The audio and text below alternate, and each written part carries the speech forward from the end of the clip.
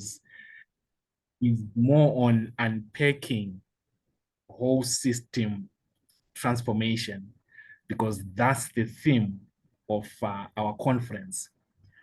And we chose that theme because Botswana, number one, is pushing a nationwide mindset change initiative. And that is so fundamental to the work that we are doing as OD practitioners. And Zimbabwe is trying to duplicate that and also run a nationwide mindset and heartset transformation initiative. And I think most African countries are pushing for that agenda to deepen the African identity, the national pride of our people in different countries, and as such foster socioeconomic transformation. So I feel we are coming at the right time as OD practitioners with this conference theme, as we amplify the work that governments across the continent and probably even outside the continent are pushing for socioeconomic transformation. So my focus is on the OLDN 2024 conference and the transitions that we are going to cover during the conference. And these are transitions or shifts to manifest whole system transformation. So the topics that we are getting from different speakers that we have will fit in to amplify those transitions and foster the whole system transformation that is required. So we have speakers from different countries who are coming with different perspectives to feed into this focus of manifesting the whole system transformation.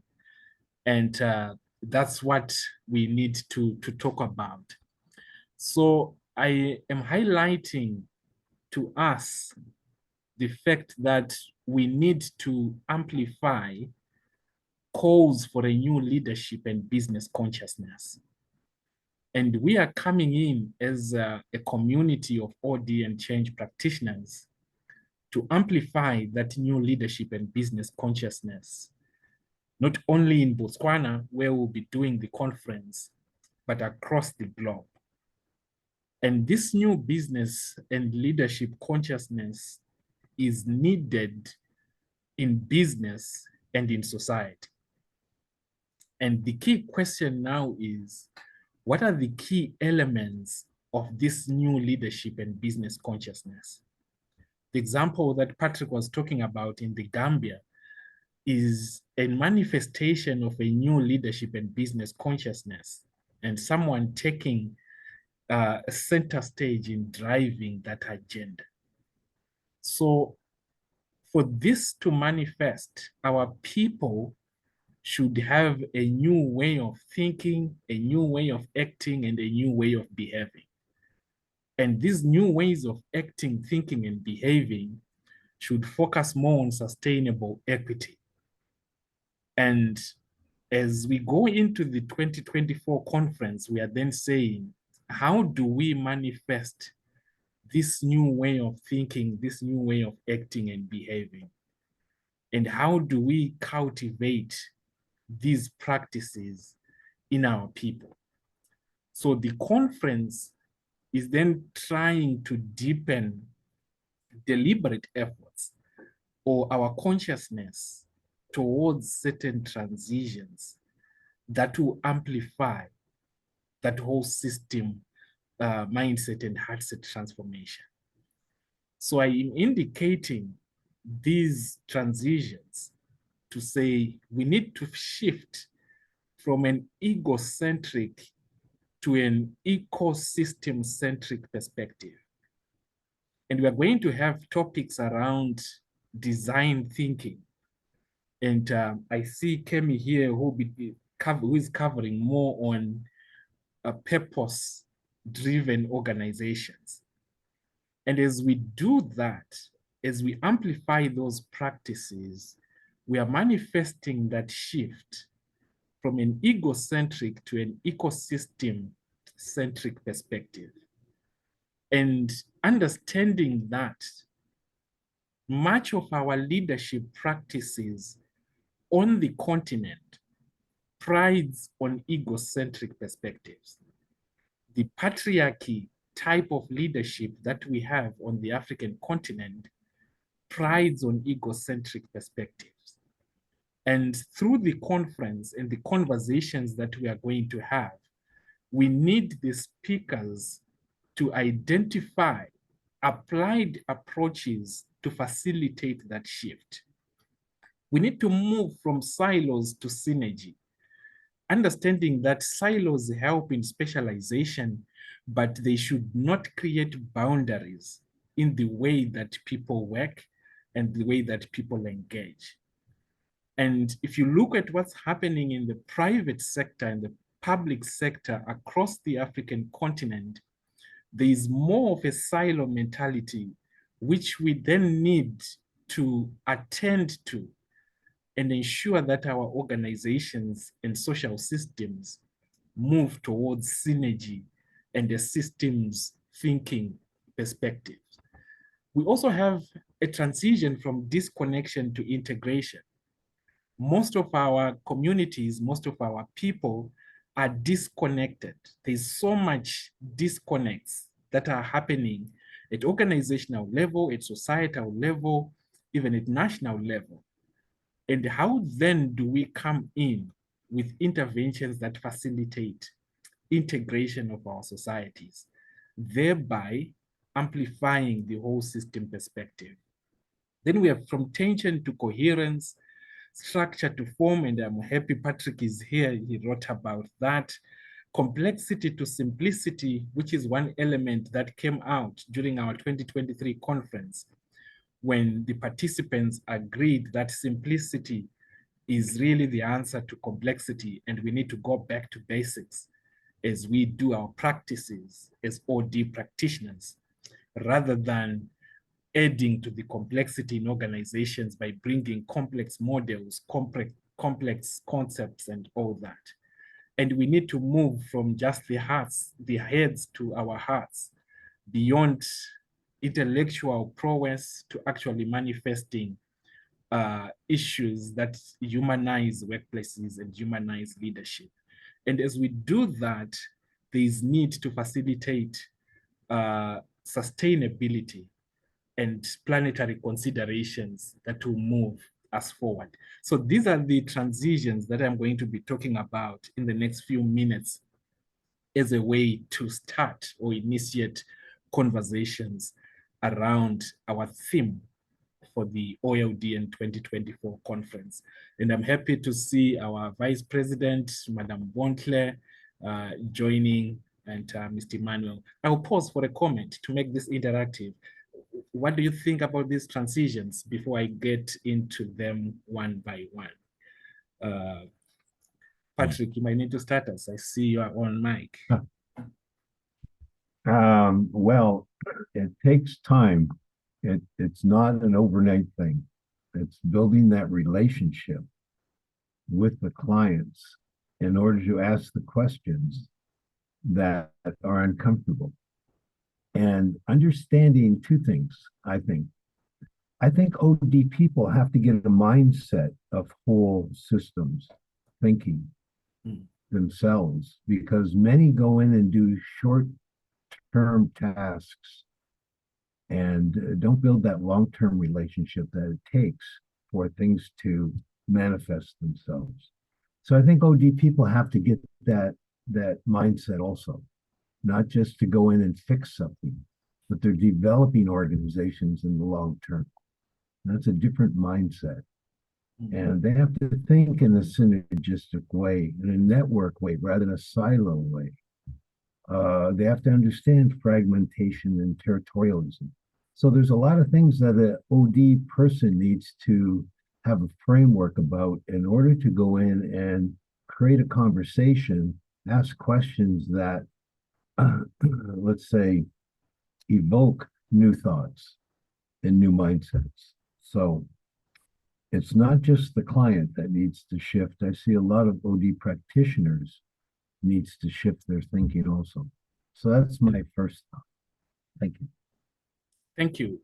And that's the focus. That's the mindset that we want to bring, not only to the participants at the OLDN 2024 conference, but to all the folks across the globe to say, how do we then amplify the practical approaches and the value of such shifts, such transitions? Because a lot of what we see in consultation is leaning much towards egocentric practices and silos and disconnections, creating tensions in social systems. And on the continent, when it comes to structure and form, there is so much of hierarchical structures, hierarchical designs. And I'm glad I'm seeing Dr. Vui joining, who is working more on the organization design side of things. So how do we facilitate the shift towards evolving forms and organizational structures, collaborative networks, rather than these nice hierarchies that we see in our organizations? And this is happening even at national level, and we need to attend to that. I'll take another comment on these transitions.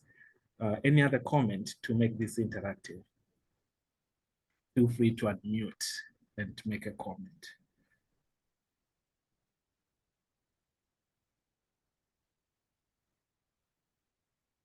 Anyone?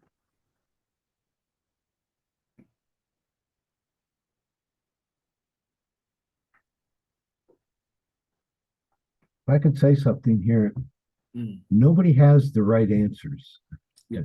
So don't think you have to have the right answers to speak up or be brilliant, because there are no right answers. There's just a whole lot of questions. So this is what's needed to explore. And I think we're here to explore these things, not to have the answer, because that does not exist. Yeah. And, Thank you. this is Kemi. Yes. Hi. Hey, Kemi. I just wanted to reinforce, what Patrick was saying, that it really just, this journey, and I love the shifts that you articulated, Justine, because it just, it shows that the transformation that we all the stakeholders, it's everybody, co-creating and kind of transitioning into that future. But it requires that, open mindset, learning, knowing that nobody knows the right answer. To Patrick's point, we're all going on a journey. We need to be open to learning, even from the spaces that might not be traditional. That is what we're used to, non-traditional ways of thinking, innovation. It goes back to, how do we create it? And it could be simple, right? It could be a minor tweak here or there, but that growth mindset, open mindset, continuous learning is very critical. Thank you. So, yep, that's the direction we are taking with the conference, and that's what we are building towards. So, transitions, the question you might be having is, why do we then need these transitions, and why now? Why is this topic of whole system mindset and heart set transformation important at this moment in time? And I'm taking this from an African perspective. We just published the OLDN in Africa issue with the International Society for Organization Development and Change. But if we see what's happening across the continent, the issues that are happening in our communities, in our countries, there is need for a Selah moment. We need to pause and rethink our approaches and our interventions for sustainability to manifest. So when Botswana, where we are going to be, is pushing the nationwide mindset change initiative, it's coming from an understanding that there are there's a lot of disconnections, fragmentations in our society that we need to pay attention to. So we have our failing organizations, we have our struggling societies, and we have the issues around climate change affecting the continent and the globe at large, and issues of health affecting the continent. And we are now coming in as a community of OD practitioners to say, how can we co-create solutions that are sustainable to support the socio-economic transformation of our nations and the continent at large and the globe at large? So as we come together and convene in Botswana, we are there to address grand issues that are affecting our societies and co-creating sustainable solutions that we have to push at national level, at continental level, and at a global level to say we must rethink. And this is where that new leadership and business consciousness comes in. Much of what OD practitioners are doing on the continent is around employee engagement, coaching programs, and these nice to do things in organizations that are not really manifesting the transformational change and development that we need to see.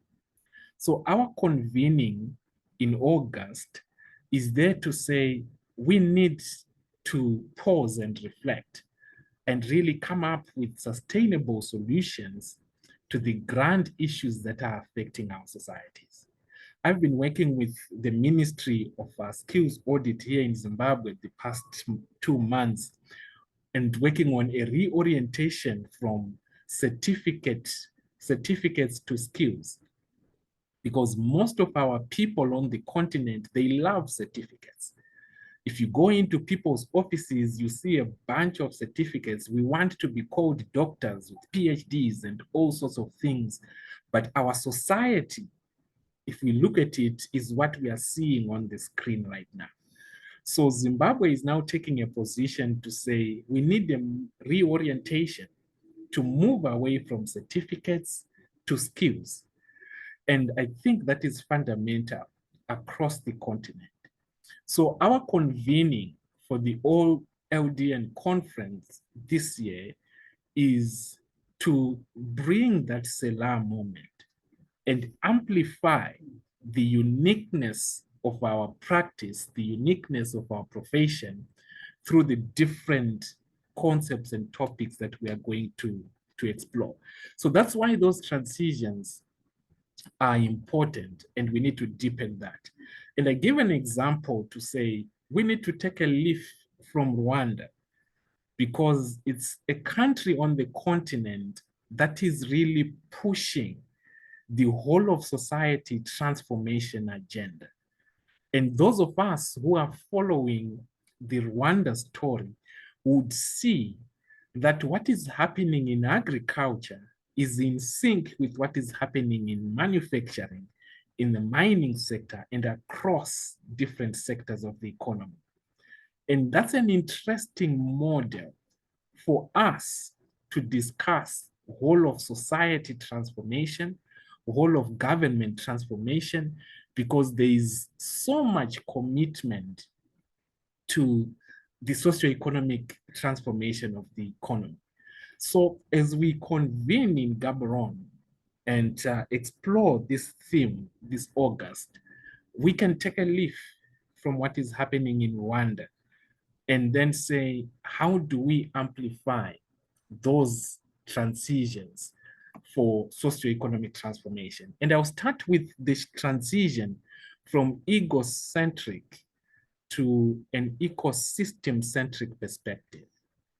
And I highlight here that the sustainable path to transformation in business and in leadership is through embracing our full selves and shifting from ego perspective to an ecosystem perspective. And this is something that we need to look at, starting at the individual level, how are we embracing our full selves and shift from egocentric perspectives, which values power, privileges, and positions, to an ecosystemic mindset? Most of us here, we love positions of power. We love privileges that come with positions. But as we assume those positions in our different jurisdictions, to what extent are we using those positions, those privileges, to manifest ecosystemic growth and transformation? And I see Mr. Mompati joining there in Botswana and the work that he's doing with the education sector in Botswana, which indicates, from where I stand, a shift from an egocentric perspective to an ecosystemic perspective, because the work that they are doing with Bright Meadows in Gaborone is to ensure that there is sanity across the education system. And if all of us as a collective have that shift, we'll see sustainable transformation happening. And for that to happen, what does it take? We need to deepen self-reflection and moral awakening, which leads to self-correction. And that's a journey of personal transformation. So as we convene in Gaborone, we need to deepen conversations around personal transformation and getting people to embrace that new leadership and business narrative that says we consider the whole and not just mere parts. We are moving from pride, we are moving from positions, a focus on positions and privileges, to facilitate that ecosystemic perspective and mindset. And when we do that, we deal with issues of corruption, we deal with issues of climate crisis, because of the personal transformation that can facilitate that impact. So an understanding of our collective impact, therefore, becomes important. And our convening in Gaborone seeks to attend to that. And I indicate here that ego is sustained in the bustling swell of modern life, where everyone is vying for attention, relevance, power, and validation. And on the African continent, this is more pronounced. Our people, including ourselves, are vying for so much attention, so much relevance, power, and validation. If we go and do a quick perusal on our Facebook, LinkedIn, Twitter, and whatever social media platform, you would see there is so much hunger for relevance. There is so much hunger for attention and validation. And as we convene as OD practitioners, how do we neutralize that and ensure that we expand people's perspectives from self-centered view to recognizing our role within a larger ecosystem, and ensure there is conscious move from personal ambition to collective well-being? We also want to ensure that we amplify planetary considerations. And that's the shift from ego to ecosystem.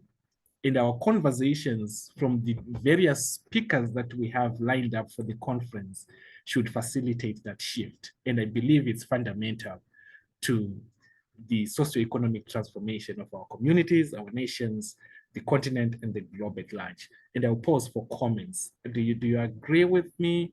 Are we flowing? Is it making sense? Comments on ego to ecosystem and what more we need to do to amplify that. This is Kemi again. I love the slide, by the way. Thank you. I love it because of the topic that's passion, but that's near and dear to my heart around, just going beyond self, going beyond, so it's not necessarily bad to have ambition, but why? Yeah. Right?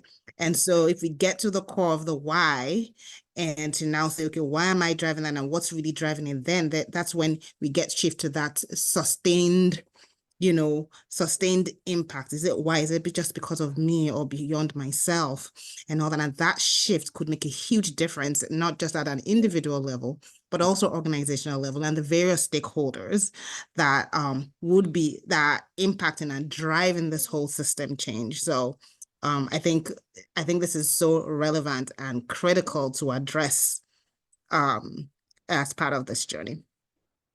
Thank you. Thank you. Yes, it's amazing. It's a good thing to have an ambition, and we need to interrogate that further, because most of our leaders on the continent, they have the ambition, and the ambition is misdirected towards self-centeredness. And that's where now we have issues of corruption all over the continent. We have Right. total disregard of our communities and our societies. And there is need really for a Selah moment and a tough conversation around that personal transformation. I see your mic, your hand, Patrick. I just want to add what the important point that Kemi added, and thank you for that. Let's not negate ego or see it in a negative way. Work with it, because one of the biggest questions that I've run into in the last many years is people want to know what's in it for me. Yep.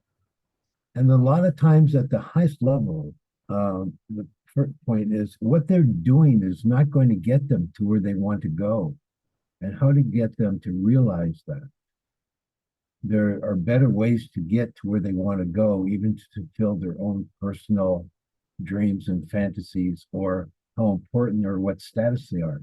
It's interesting to also ask them, how do you want to be remembered? What is your legacy? And is what you're doing actually going to create that image or that who you are as a person, not in your role? We got to get rid of roles, but who you are as a person, how are you going to be remembered? So I work with a lot of senior management in that. The other thing that usually helps is, and you mentioned purpose before, but what is the higher purpose of this organization? What are you doing for the world, or what do you want to do for society? And gather people around that higher purpose. We all need something greater than ourselves to believe in, to work for, and to achieve. And making money is not at the top of the list, because higher purpose usually goes to the soul or the spirit of the person, and that they can relate to. So I work a lot with organizations around what is that higher purpose you want to achieve for society and the world.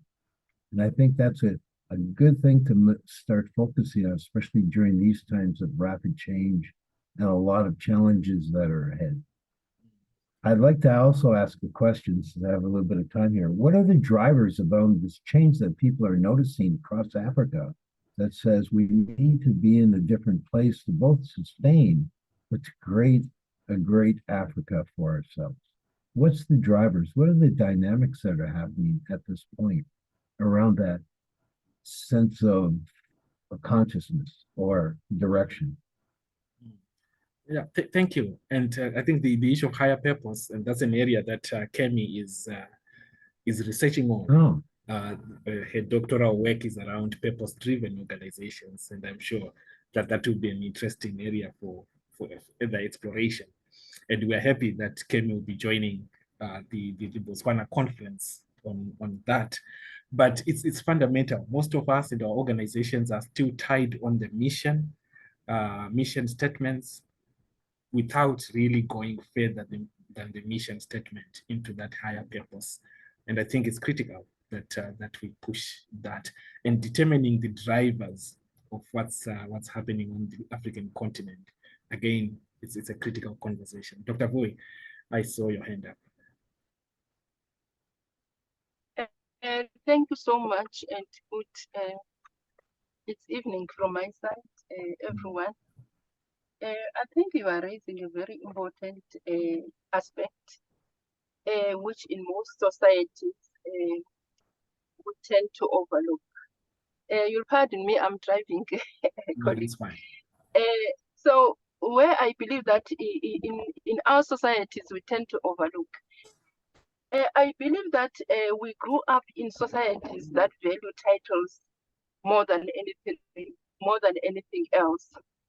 We live in societies whereby our forefathers and fathers would be recognized because of the number of cows that they have or because of their titles within the community without looking as to what is it exactly these titles are doing for the community. So my view is that in as much as we're looking at this organizationally, there is also a cultural or traditional aspect of it, especially in our African countries. We live in societies whereby you'll be told by your parents from a young age that go to school so that you can become a doctor. Your parents would not tell you that go to school so that you can make a change or make a difference. Mm. That's why in some cases you'll see some professionals having very high positions, but being part of those corrupt activities which are not in line with their line of duty or even their qualifications. So I think it is an opportunity for this to be changed first at an organizational level, because even at an organizational level, we value titles the most, we value positions the most and what people have the most. That's why most organizations, they fail. It's because there's not much that is being done more than what people brag about in terms of their qualifications as well as what they have. I'm looking at what at this ecocentricity vis-a-vis equality ecosystem,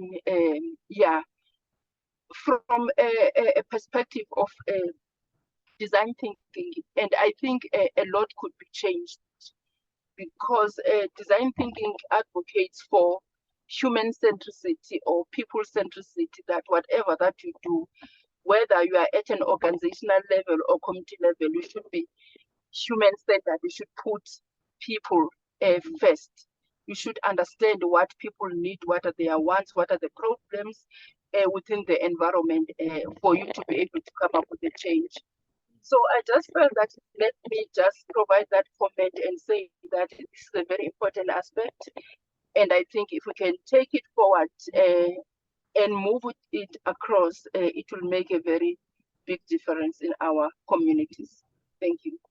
Thank you. Quite fundamental. Yes, we need to look at the cultural dimension and how it's affecting our effectiveness in organizations and embedding the human-centric perspective in organization design. And that's a conversation that we really need to push, not only during the OLDN conference preparations and proceedings, but also in our different places of areas of practice. So, Mr. Emmanuel, I see your mic. Yeah, all right. It's just to add on what Dr. Vui has just made on her comments. I think somehow the thinking that we have as we lead in every position that we come from, maybe we take it from the families, the community, and the workplace, we attempt to have the I mindset than the we mindset, which now causes somebody to have a certain level of ownership. Ownership is good, but at what grounds do you qualify yourself to be, to say, I'm leading these people, but with this vision or this type of thinking? So that is why you see that there is so much individualism when people are leading. Hence, now it appears or it adds up to the thing of, embracing titles, embracing positions to say, I'm so and so leading this, but you don't see the impact. Communities that are growing. I like the fact that you spoke about Rwanda. Earlier on, just yesterday, we had a session with the Rwandan Corporation yesterday. We asked them, how are they leading the Rwanda mission and the vision that we see today in terms of maybe the South to South program that we are leading. And the professor who was leading us there, he was saying, you know what, it's not about me as a professor. I'm there to lead people. So my core role is to understand that I'm leading people. I'm not leading something that belongs to me. That is why in everyone in their office, the type of thinking is to say we. So it creates a collective effort to make sure that they buy into the vision, into the mission that they want to achieve. Hence now results come. So these are some of the type of thinking that I think somehow we need to go back to the roots. Did it start? When I grow up, I looked at my father. He had so many cows. This is how the village treated him. But is there impact? Yeah. Did he pass that to the next generation? So I'm going to grow as well, thinking that the way he used to do things, because we model all the things as we grow up. So that's how sometimes when you grow up, you look at how our families do things. We look at how our communities do things and think that's how things has to be done. So a reframing of the mindset and the way we do things has to come back not only in offices, but in the communities that we come from, in the villages that we come from, or in our homes, with the way we have our sisters, our brothers. And so that's how I think the type of thinking that we need to embrace is to move from the ego-centered mindset to the ecosystem, the system mindset. So yeah, that's what I could add for now. But it's a great point. Thank you. And it's getting exciting. And the key question now is, what is our role in deepening that impact and in facilitating the reframing of mindsets and even the heart sets of our leaders? What are we going to be doing? Because we don't want to just have a conference where we make nice presentations and speeches, but we need the impact to actually happen. And part of that process is the dialogue we are having here and the work that we are going to be doing out there. And Kemi posted, and she's saying it's such a paradox when we consider the Ubuntu philosophy and the collectivist aspect of the African culture versus the individualist view we are discussing it. Is it something we can tap into to address the higher purpose issue?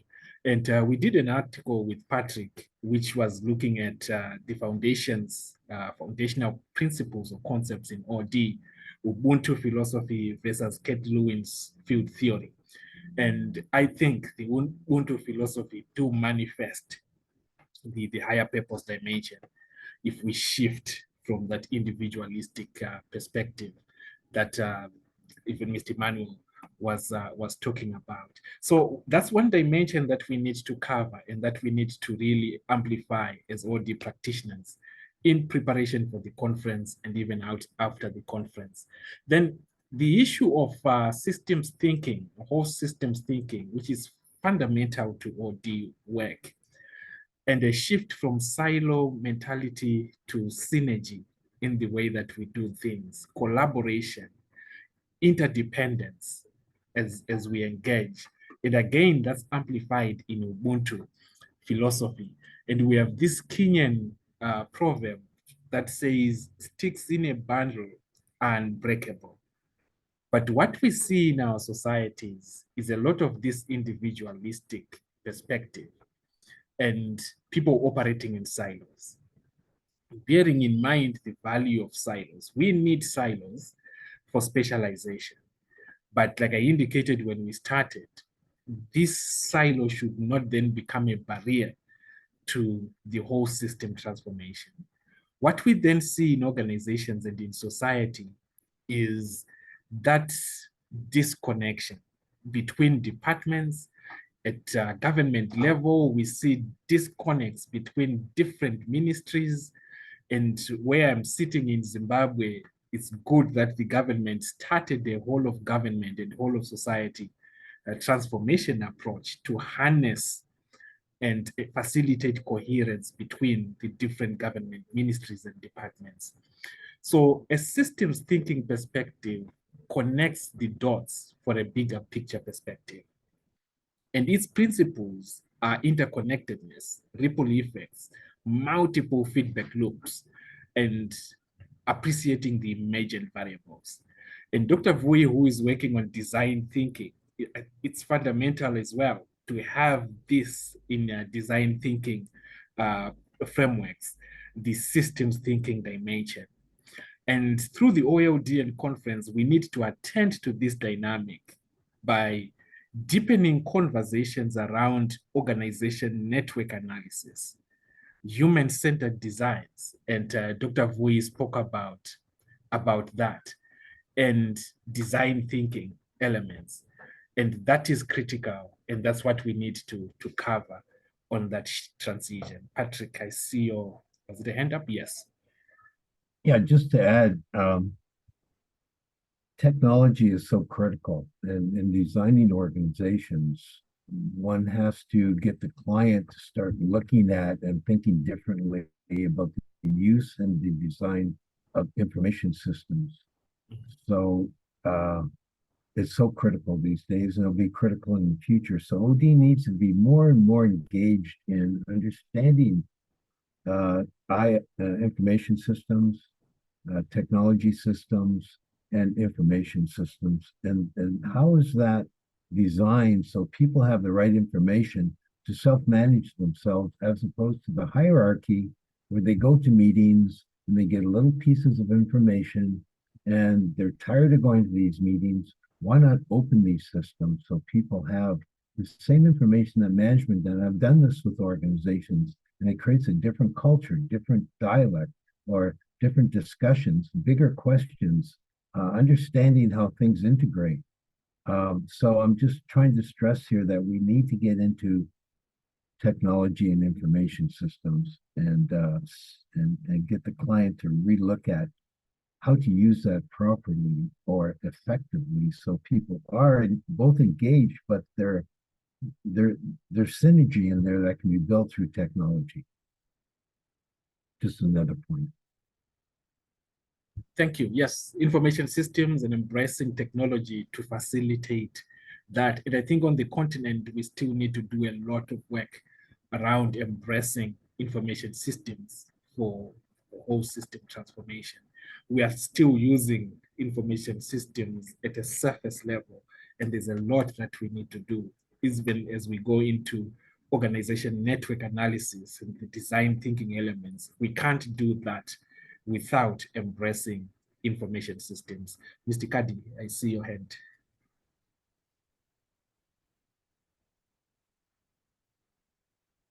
You're on mute. Good afternoon to all, and yes, good morning to others, and a good evening to others.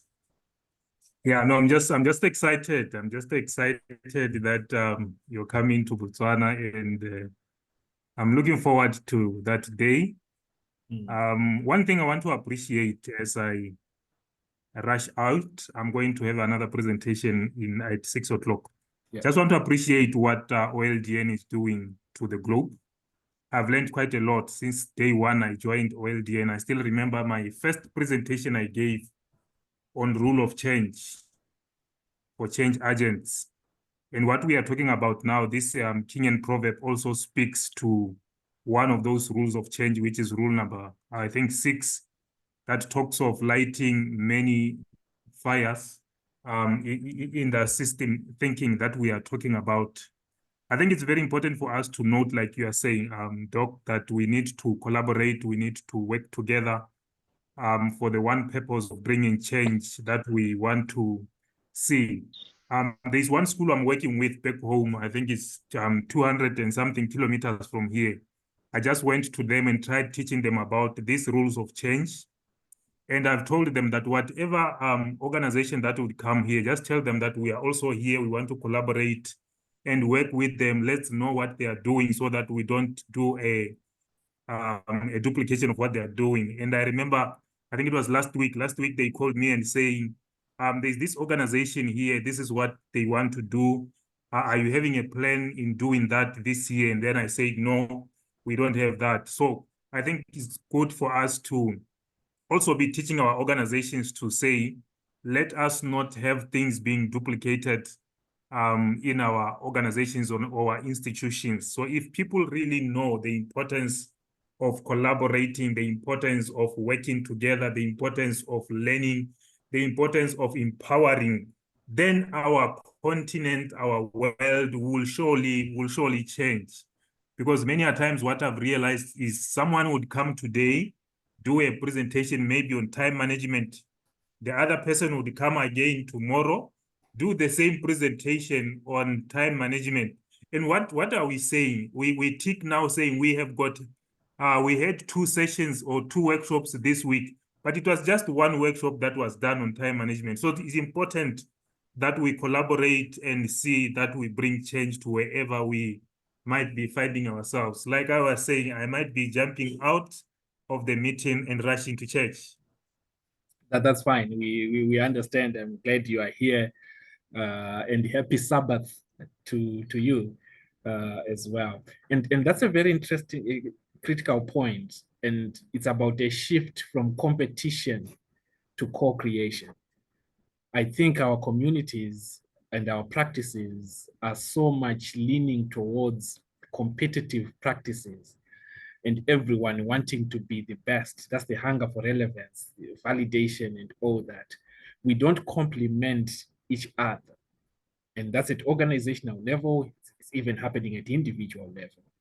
So as we look at systems thinking and helping organizations to embrace systems thinking methodologies, there's need for them to appreciate that shift from competition to co-creation. And when the schools that you are making reference to embrace co-creation mindset, then they will work with different stakeholders, co-create programs that work, rather than just entertaining people in silos without that integrative model. And Kemi made a comment around Patrick's submissions on technology, and she's saying it has opportunities and it also brings a lot of challenges, particularly the issues of accessibility and inclusion, to make our solutions really collaborative. And it is a huge challenge. And I remember when we started the OLDN webinars, someone mentioned and said, how are we going to ensure that the discussions we have here are cascaded down to the grassroots? And it's really a challenge because of technology adoption on the continent. But we need to be creative enough to figure out ways of ensuring that we get this message to the grassroots.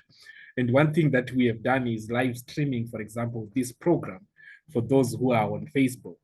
But we really need to make sure we get right to the grassroots with these messages. And Mr. Kadi is doing that in Botswana, where he travels, he said 200 kilometers from where he's sitting now. He's trying to reach with the OD message right to the communities, the grassroots communities in Gaborone, in Botswana, so to speak. Dr. Vu, go ahead.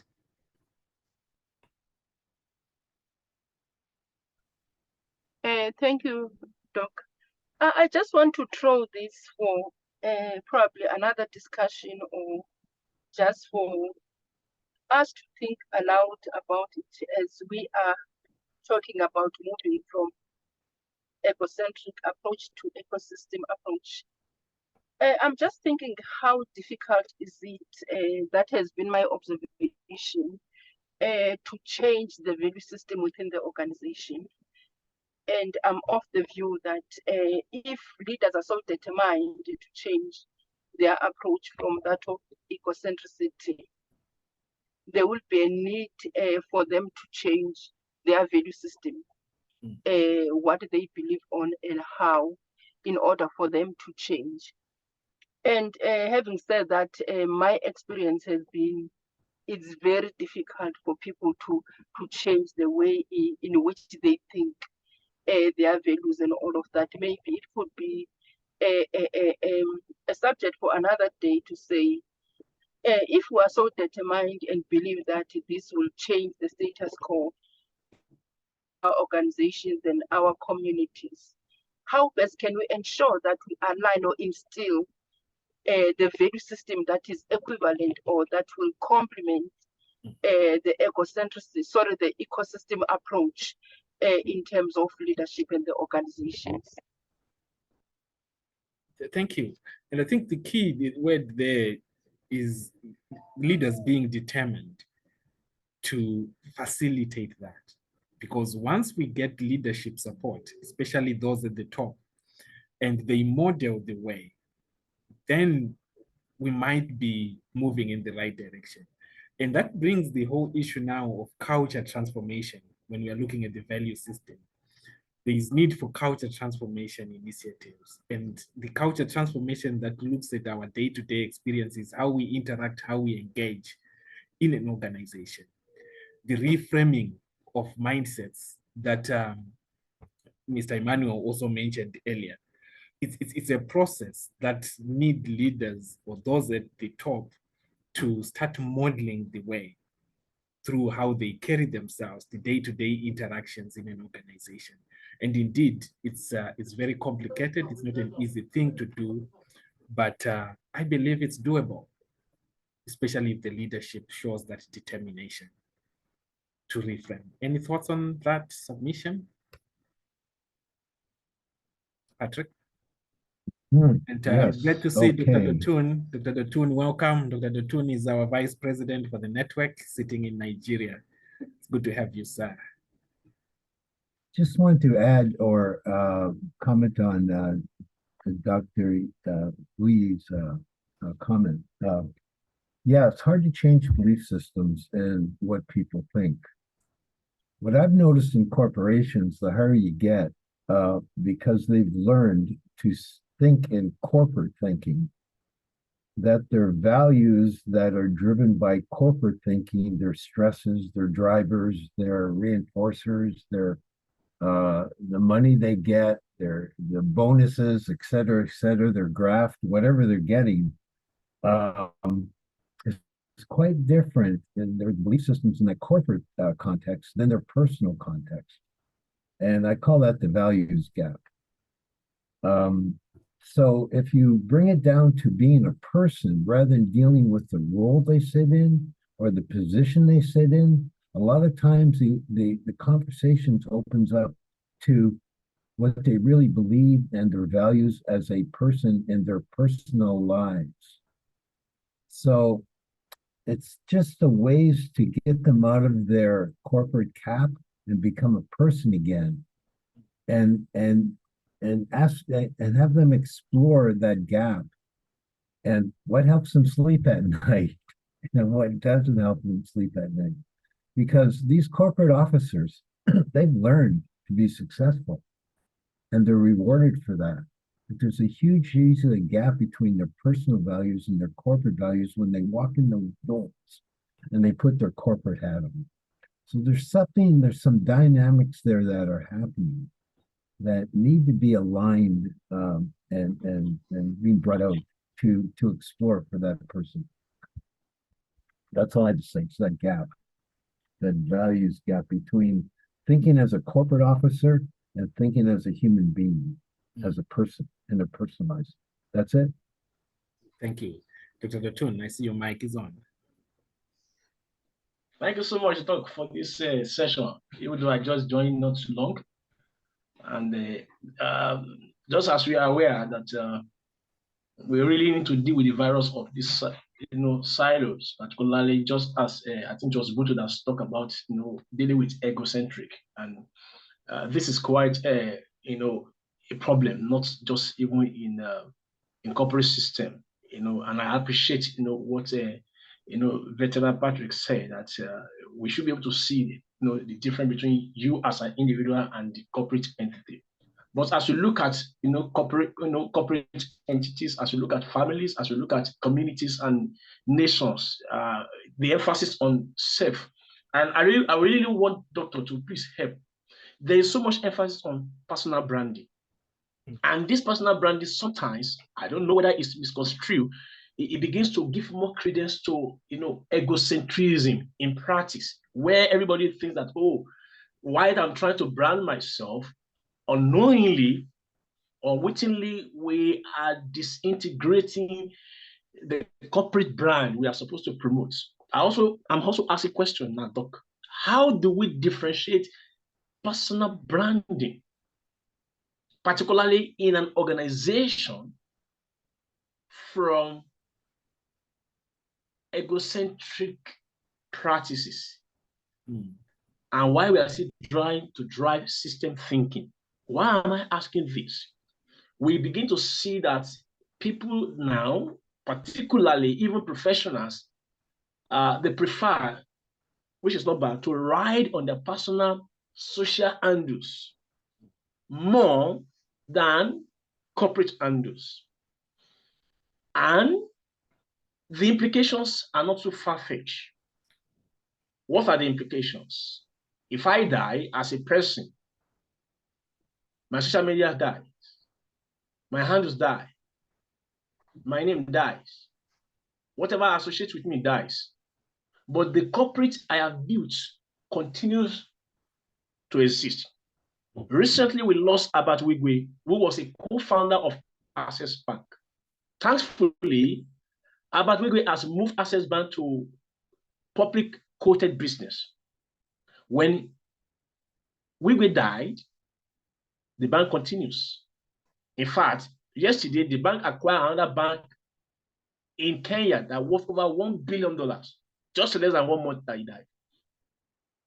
Similarly, with other individuals too, who were once prominent in Nigeria, but as soon as they died, their business died because they have not been able to institutionalize.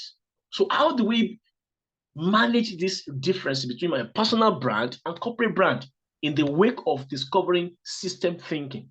Thank you, sir. Yeah, thank you. I think we scratched on that when we were touching on ego to ecosystem and people vying for attention, relevance, power, and validation. And Dr. Vui, if I'm not mistaken, it's an area you also touch on in your practice. Your hand is up. Go ahead. Yes, I just want to bite a little bit on the issue of personal branding. Yes, in my view, you can find different by people the way in which they want the definition to suit them. But ideally, in the actual sense, I stand to be corrected. The only issue about personal branding or leadership branding, it's really well with ecocentrism in terms of the way in which you are doing things, because normally what people look at, let's say they are looking for a leader, they're looking for a leader who behaves very well, a leader who performs very well, a leader who's able to manage and lead the organization. That's how you brand yourself, actually. And without talking about the titles of the positions, but the way as a leader you do things, the way in which you perform, the way in which you carry yourself even outside the organization, that's how you brand yourself. To me, that is what is referred to as personal branding or even leadership branding, because even in your future organization, when they do the proper references, they will see that this person has been performing in this fashion, this person has been behaving in this person has done this for the organization, has received these awards for the organization. So that's how you brand yourself. To me, it's I would say it's far from egocentricity, but people I know that they define personal branding in different ways. Thank you. Yeah, thank you. And I think the intention as well is critical. Is the intention to amplify your practice, your profession, and the organization probably that you are working on, or it's self-centered? Because what we need is the consciousness that embraces your brand as an individual and also fostering the collective well-being. So in most of us, it ends up being a me thing. And that's where it becomes a problem. But personal branding is a good thing. We need that even in our practice, but we need to amplify more the collective well-being of the work that we do. But yes, as Kemi is indicating, it's an interesting question. And we need to pause on that. Say, good to have you, and go ahead. I see your hand is up. Hey, hi, Doc, and good afternoon, everybody. Depending on where you are, good evening or good morning, rather. Yeah. Okay, so I think with the issue of personal branding, I don't think there's anything wrong with personal branding, because I mean, we talk about brands itself. It's about projecting yourself, validation, and what have you. There's nothing wrong with that, but it's when the ego now takes over and not integrating into a system. Most times, I think the ability to brand yourself, to put, to validate your capacity or your person, you know, drawing attention to yourself as a resourceful, was for the lack of a better word, a resourceful problem solver that can be reached out to project your marketability. Yes, there's nothing wrong with that. But I think what we have is, you know, a lot of situation where a lot of people are not thinking institutional. They're not thinking subsistency. I mean, they're not thinking posterity. We're only thinking about survival. And that's what we have across the African space, you know, and that's what, I mean, we need to start trying to get rid of, for people to start working collaboratively, you know, looking at how you make the entire system within corporate organizations and the society where you are, you know, coming together. And I think a lot of that is beginning to happen. I see a lot of that happening over here in Nigeria, where different associations are beginning to spring up.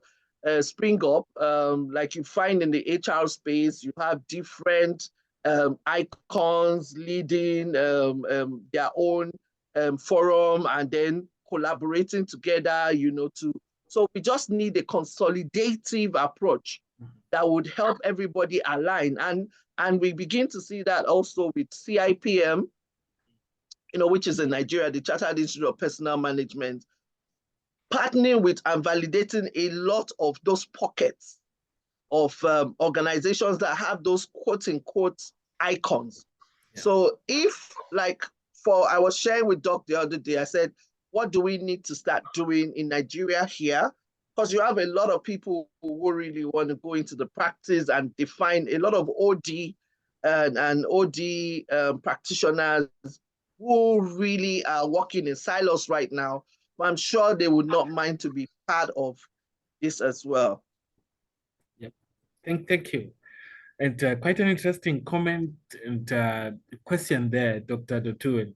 That's worth exploring for us as OD practitioners as we do our work in that space. I have 19 minutes to conclude. The other shift or transition that we need as OD practitioners is the transition from disconnection to integration. And Nico Heyman says, expanding and integrating more dimensions into our leadership brings us in touch with new aspects of who we are and helps us to become the leader we strive to be. If we are separated from parts of ourselves, we are also disconnected from others and unable to lead in a way that makes people want to follow us.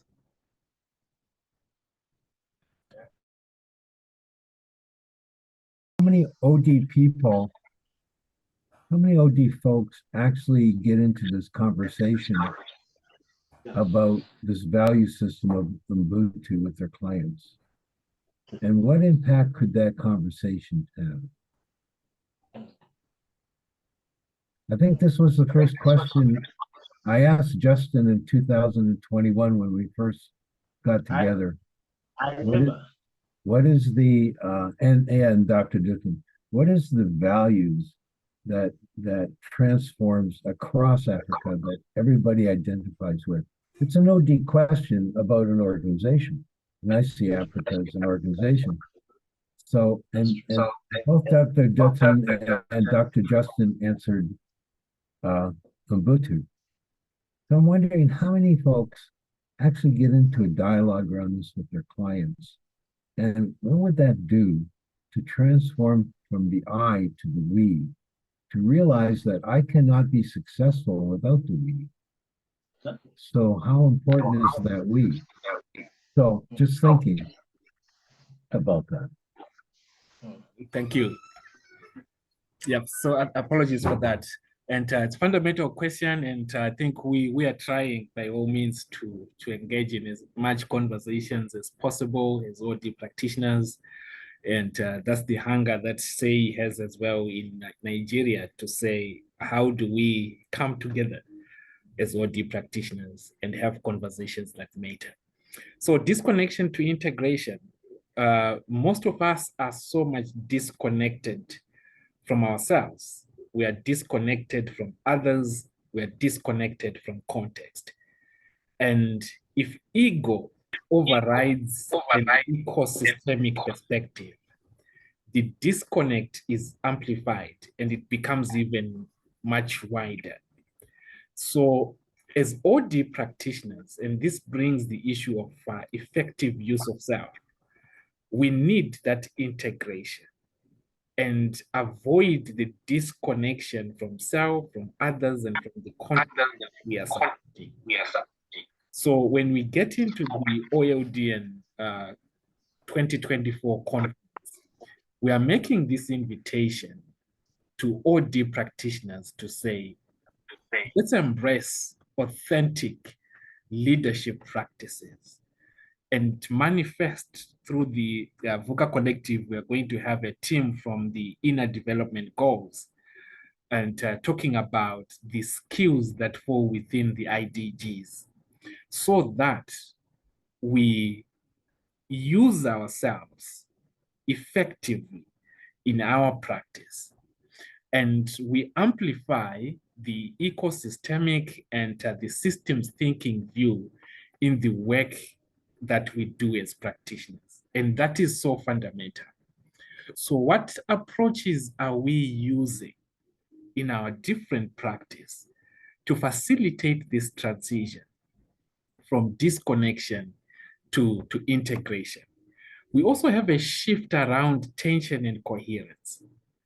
And this is premised on understanding that every social system, every organization is in a constant state of disequilibrium. And because of that disequilibrium, that's where we have issues around complexity theory and chaos theory. But in our practice as OD practitioners, we need to deal with that. And this quote indicates that when a system is far from disequilibrium, small islands of coherence in a sea of chaos have the capacity to lift the entire system to a higher order. So if we look at a country like Zimbabwe with so much disequilibrium, to what extent are we identifying small islands of coherence and amplify possibilities through those small islands of possibilities? And Patrick, who is here, indicates that out of chaos emerges form.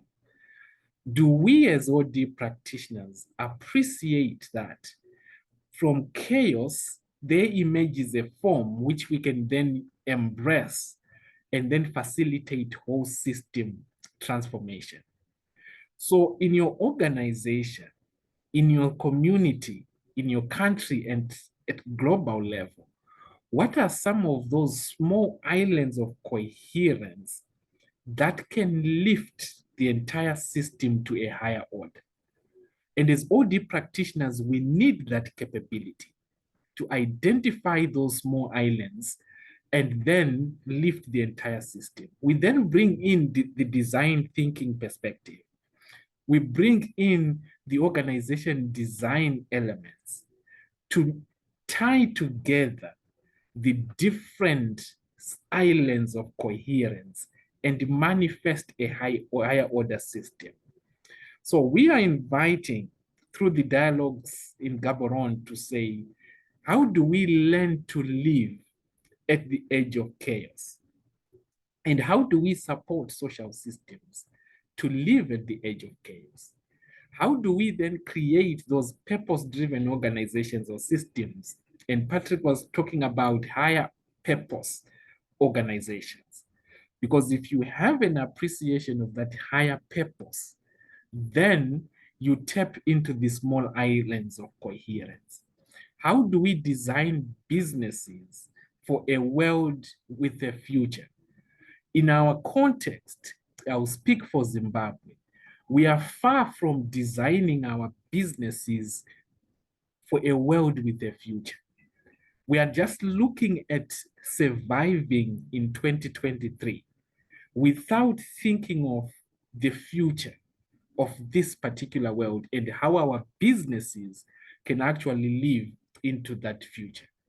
So we are making an invitation to say, let's transition from tension to coherence, identifying and tying those small islands of coherence to manifest higher order systems in appreciation of chaos theory, in appreciation of complexity, and also moving our systems forward. And we need to move from heads to hearts. There's so much focus on IQ, and now we need a lot around emotional intelligence. So to create or co-create transformation, we must transition from our heads to our hearts, suspending judgments, cynicism, and fear. And this is the message that we need to bring to leaders as we cultivate a new leadership and business consciousness. By collectively being present, actively listening, holding space, and sensing our emerging future and experimenting, we can drive meaningful change. And to what extent are we facilitating these type of conversations, like what Patrick was asking, in our different spaces? So we are using OLDN 2024 to elevate human consciousness, involving an open mind and really nurturing curiosity and imagination in our people, compassionate hearts, and unwavering courage, because these qualities enable us to expand and to build more profound dialogues, construct regenerative operating systems, and reshape our leadership and societies towards more collaborative and creative processes. And this is why these conversations that we are facilitating are critical, helping our communities, building a new leadership and business consciousness that is really transformative and focused on transformative practices. And I think this is the best time for us to facilitate these conversations. And the work that is happening in Botswana, the initiatives in Botswana, will really help us to see such practices being put in action as such. And we are going to dialogue around that. Complexity to simplicity, because we humans love complexity and we tend to get bored of simple products and situations. But as we engage as OD practitioners in our convening in Botswana, we need to amplify that simplicity is the answer to complexity. And we need to go back to basics. And I took again that quote from Patrick, which says, out of chaos emerges patterns and form. Out of complexity emerges simplicity through patterns and form. And out of form emerges purpose. And how do we amplify that dialogue and ensure that simplicity is complexity resolved? Our local authority in Zimbabwe was advocating for a program that they are saying going back to basics and doing away with all this PhD, I'm a doctor, I have 5 master's degrees, and bringing all these complex concepts in organizations, when in actual fact, we don't see the transformative value in that space. So how do we humble ourselves, engage in organizations as human beings, that's removing that corporate hat and just being a human being, and facilitate transformation in that space?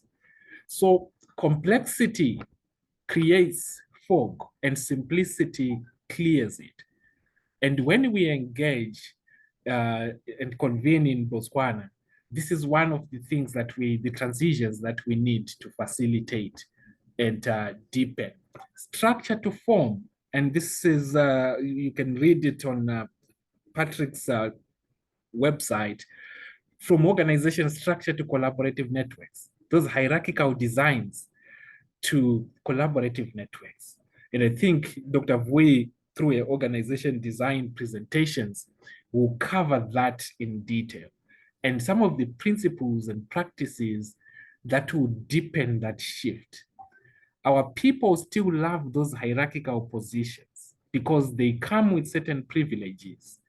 And they also deepen silos because you are put in that nice box and you enjoy the privileges, you tend to forget to be a human being.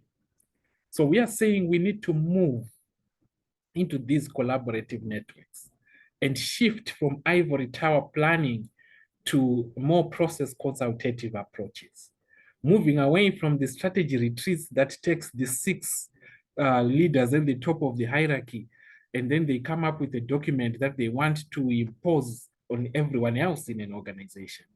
How do we facilitate this process consultation and collaborative strategic planning processes in our organizations? And we are making that invitation to dialogue around those issues and shift from manual to digital. As we were doing stakeholder consultative sessions with ministries, some of the ministries in Zimbabwe, some of them indicated to us that they are still using typewriters.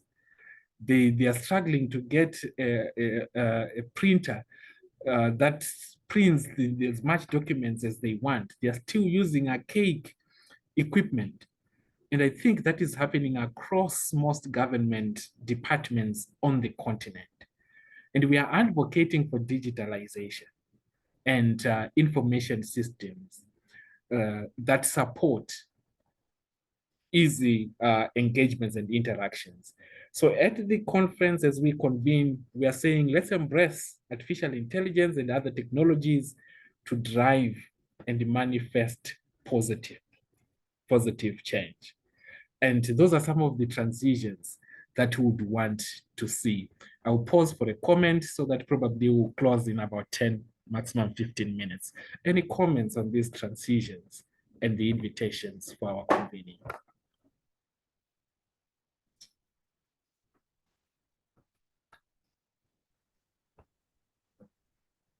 Yeah, go ahead, Joy. Yep. Okay, thank you very much, Doc. Thank you, everyone, for this platform. I think that in all, it just takes me back to, again, the conversations at the beginning where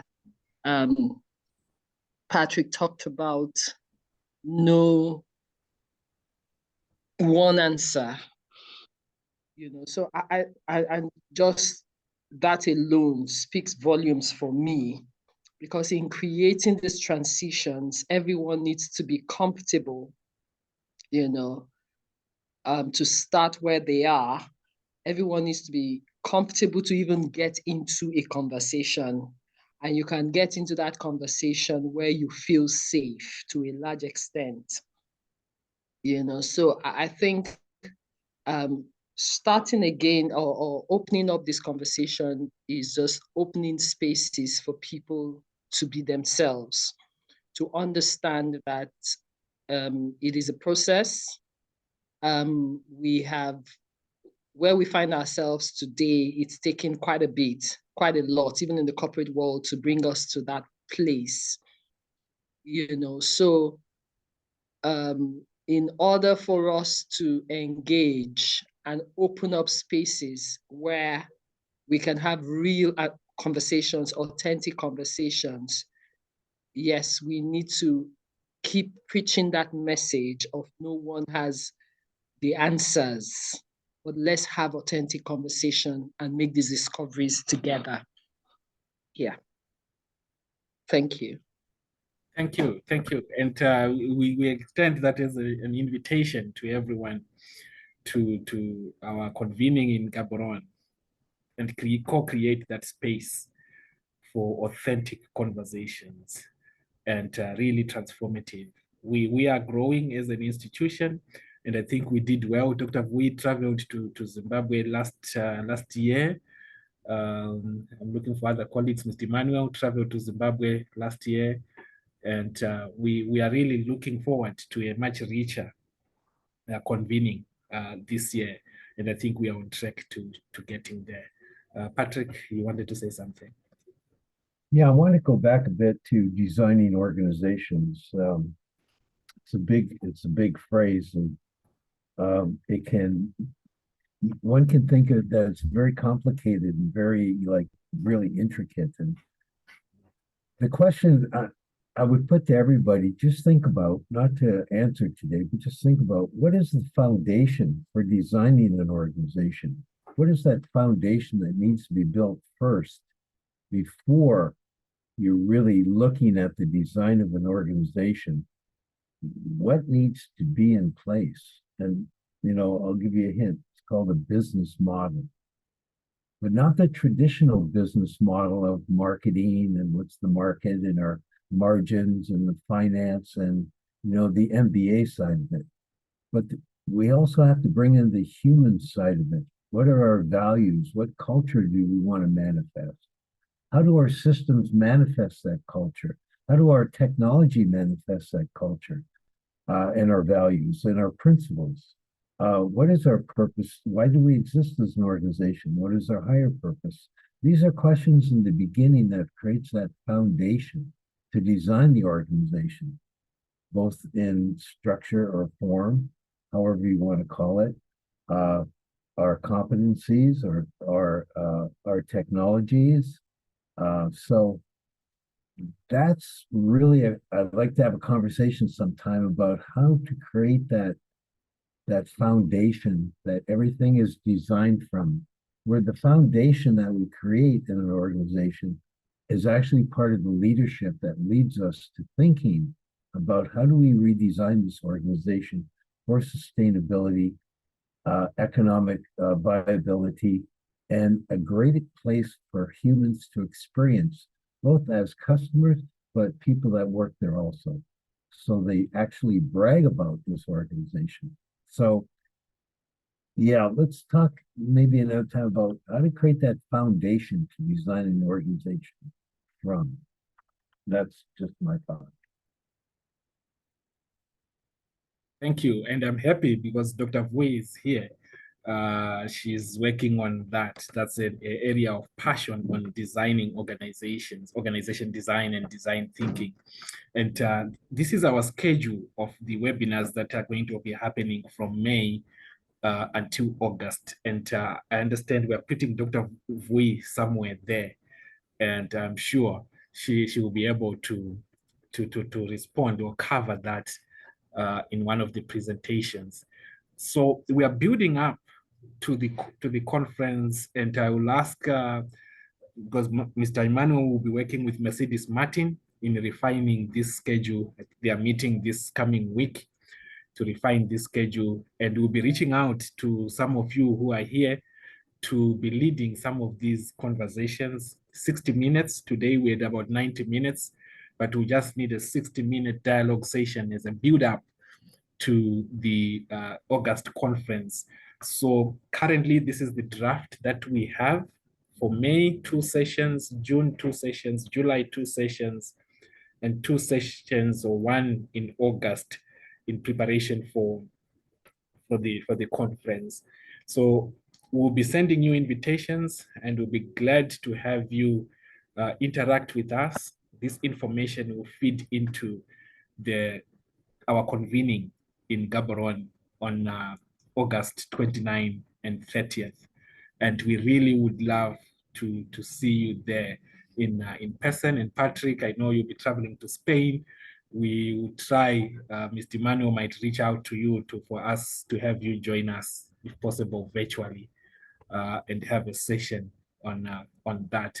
We definitely would want to hear your voice there. I will open the floor for questions so that we close in 6 minutes. Any additional questions or comments?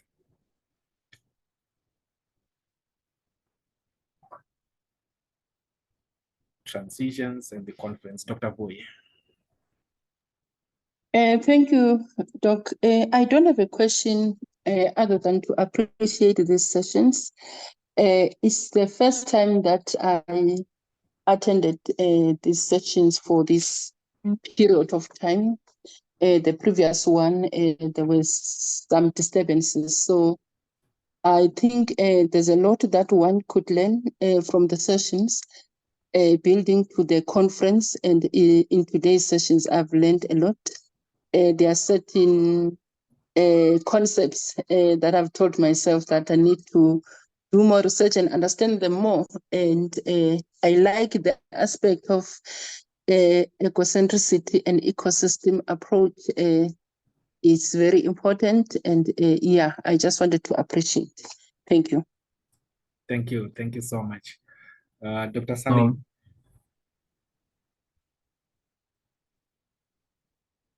Go ahead, Patrick, then Dr. Salim will come in. Oh, this is just, I left Dr. Voyulai a message in chat, but I'll say right now, yeah, I still want to get together to have a chat with you.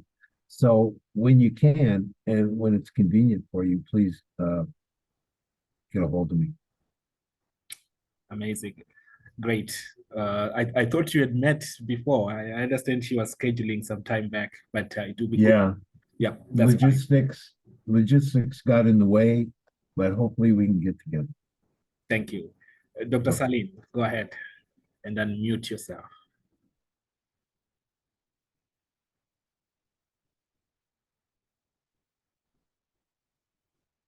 You're muted. In the meantime, anyone can go ahead.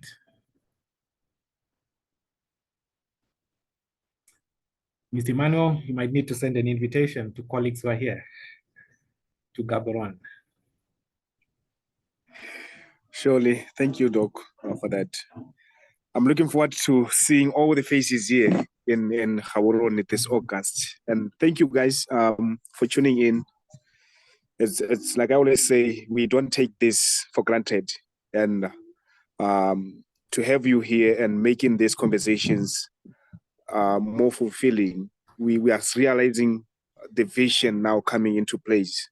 And as I speak, I'm at a point where I'm saying I'm so excited about the next few months that leads to the conference. And I look forward to meeting you in person, meeting some of you virtually, and take the conversation further. And these are the things that we need to start from. And thank you so much, Doc, for bringing this together.